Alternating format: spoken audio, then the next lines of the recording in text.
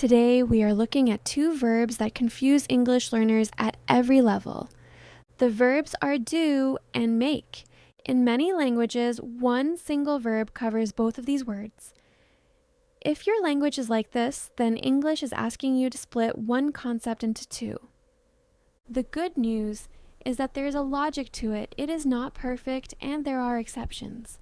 But if you understand the core idea, you will get it right most of the time. Here is the broad rule. Make is used when you are producing or creating something.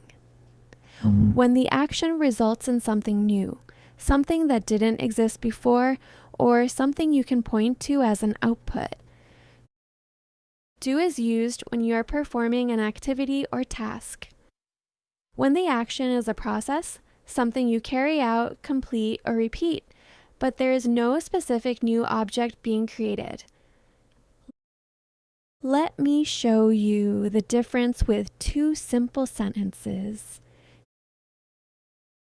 She is making a cake. She is doing her homework.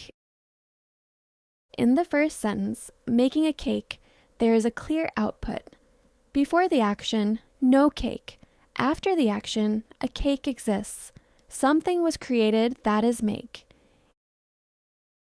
In the second sentence, doing her homework, what is the output?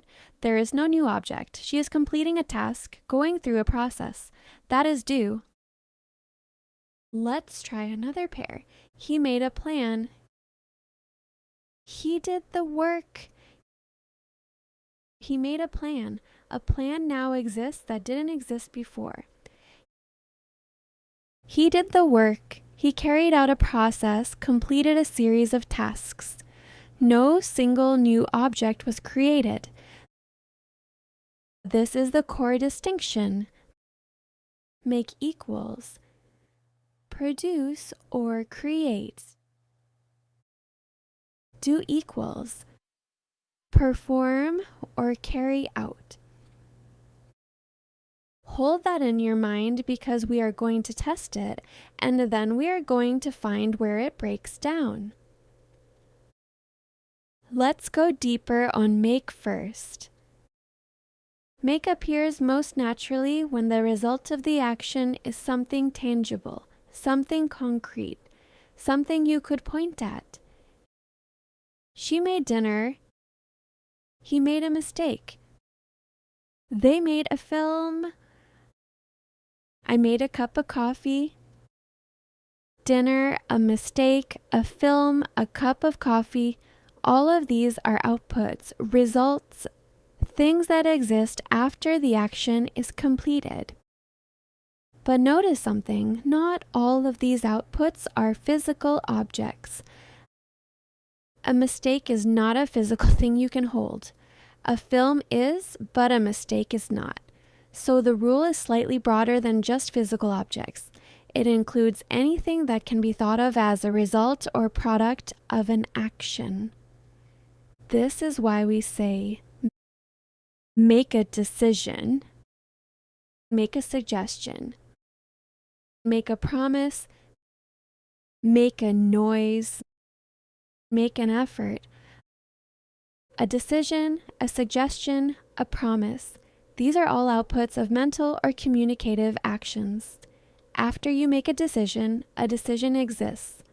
After you make a promise exists. And here is a useful extension of the same logic. Make is used when you cause someone to feel or become something. The film made me cry. She made him happy. That makes sense. You are producing an effect, an emotional state, a reaction, a condition. Something new came into being as a result of the action. That is still the same core idea. Make equals produce a result. Now do appears most naturally when you are describing an activity, a task, or a process, especially one that is repeated, routine, or part of a larger obligation. Do your homework, do the dishes, do the laundry, to exercise. Do your job. Homework, dishes, laundry, exercise, your job. These are all activities. Processes, things you perform or carry out. There is no single new object being created as the direct result. The dishes still exist after you wash them. You haven't made something new. You have completed a task. This is also why do appears in more abstract or general contexts when you are talking about activity without specifying exactly what it is. What are you doing? I have a lot to do today.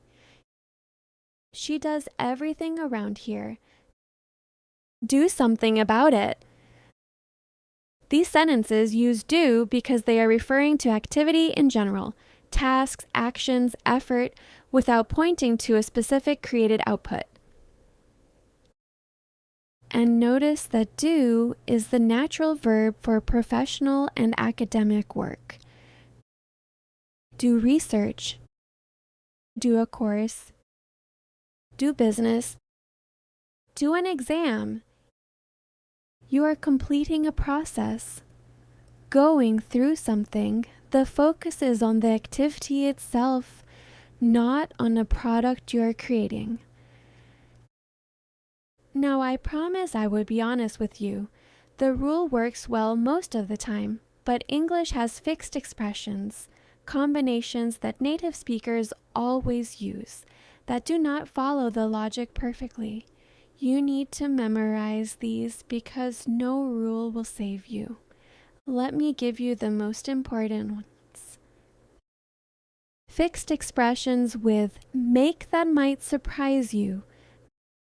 Make a phone call. You might expect do a phone call since it's an activity, but English always uses make here. Make an appointment.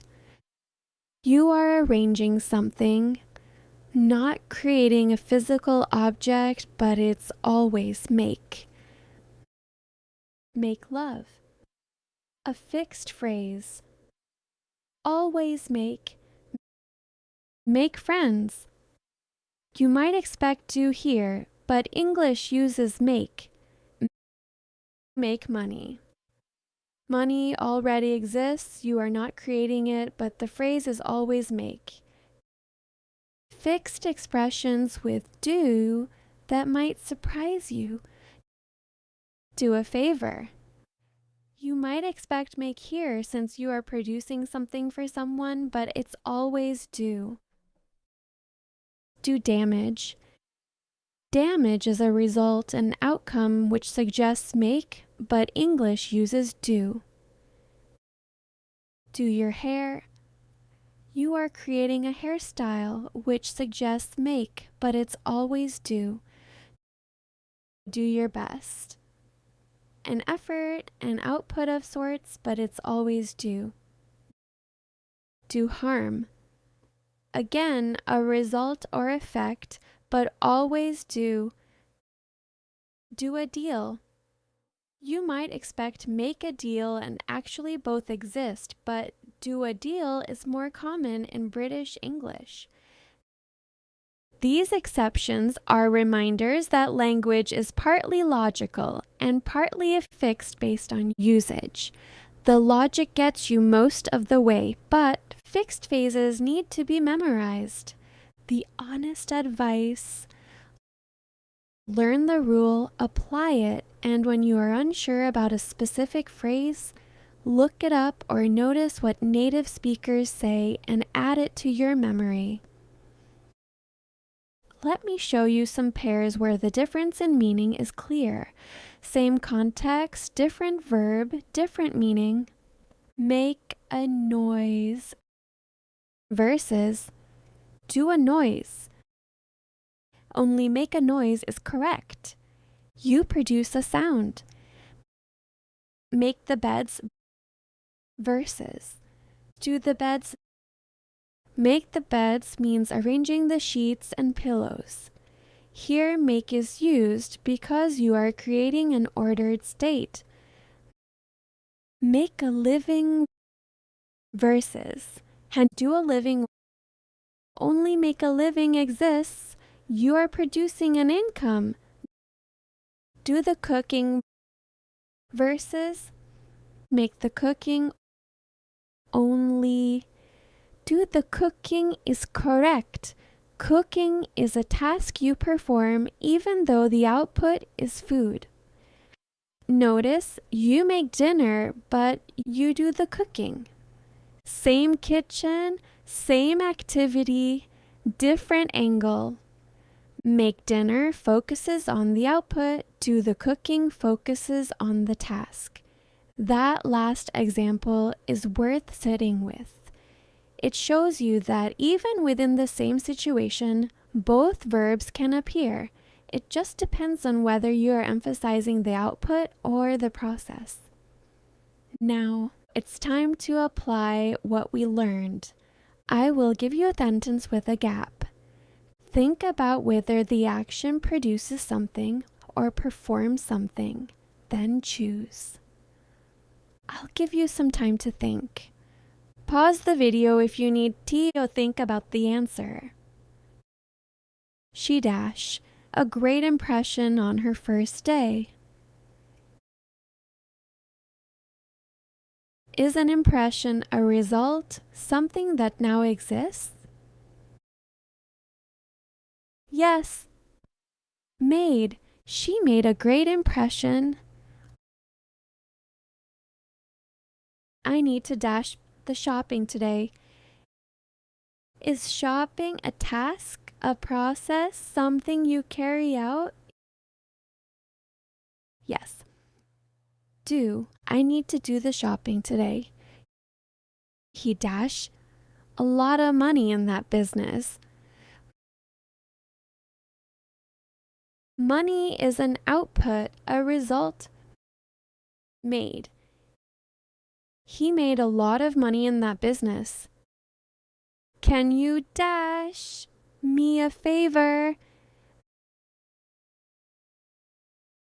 This one breaks the rule. Favor feels like a result, but English always uses do here. Do. Can you do me a favor? She dashed her best, but it wasn't enough. To do your best is a fixed expression. Did. She did her best, but it wasn't enough. They dash a lot of research before launching the product. Research is a process, a task. Did. They did a lot of research before launching the product. Good. Let's close with the framework one final time. Make equals you are producing or creating something. A result exists after the action. A physical object, a decision, an emotion, an effect. Do equals you are performing or carrying out something. A task, an activity, a process. The focus is on the action itself, not on what it produces. This rule works most of the time. When it doesn't, fixed expressions override it, and those you simply need to learn. The most important thing is this: do not be scared of the exceptions. Apply the rule. Get it right most of the time. Notice the fixed expressions as you hear them and add them to your memory one by one. That is how native speakers learn them too, not from a rule but from years of hearing the language. Keep learning. See you in the next one.